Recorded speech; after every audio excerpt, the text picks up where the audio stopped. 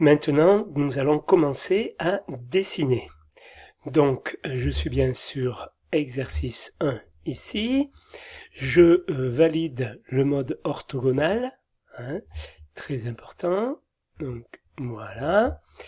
Je vérifie l'accrochage aux objets. Alors, vous regarderez, vous vérifierez que extrémité est perpendiculaire, les deux, extrémité qui est tout en haut, perpendiculaire qui est beaucoup plus bas, soit coché. Ça c'est l'accrochage aux objets. On aura un exercice spécifique là-dessus. Je vous expliquerai le moment venu. Voilà. Donc je vais zoomer et déplacer mon dessin. Voilà, pour être plus à l'aise pour dessiner. Je viens valider ici le calque maçon. Donc je le mets simplement actif. À partir du moment où il est comme ça, il est actif. Voilà. Je choisis l'outil ligne. L'outil ligne. Je viens me mettre à peu près là, vous voyez, j'ai laissé 3 carreaux, je vais me mettre ici.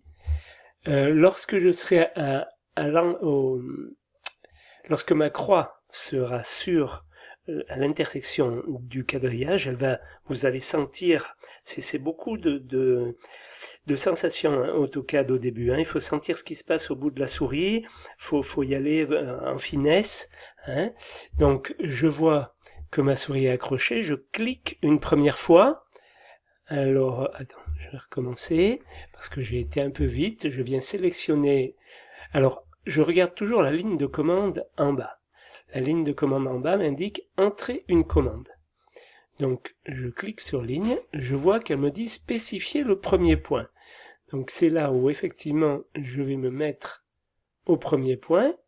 Je clique, vous voyez que la ligne de commande en bas me dit « Spécifier le point suivant ou annuler ». Spécifier le point suivant, et vous voyez en haut, au-dessus de mon premier trait, un petit carré où il y a écrit là pour le moment .35, là je vais écrire 5.5 pour faire une ligne d'une longueur 5.5. 5.5, entrée, voilà, et à ce moment-là, si je descends, vous voyez, je suis à la limite de ma ligne. Je viens refaire entrer pour valider, je fais entrer à nouveau, voilà. Alors là, j'ai fait une ligne de 5.5. Si je passe dessus, elle va venir se mettre en surbrillance. Voilà.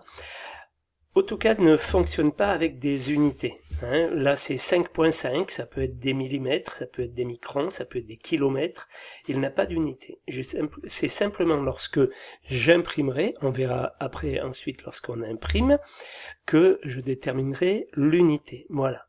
Pour le moment, je suis dans l'espace objet en bas, et je dessine des objets. Donc j'ai dessiné cette première ligne de 5.5. Voilà, je vous retrouve après.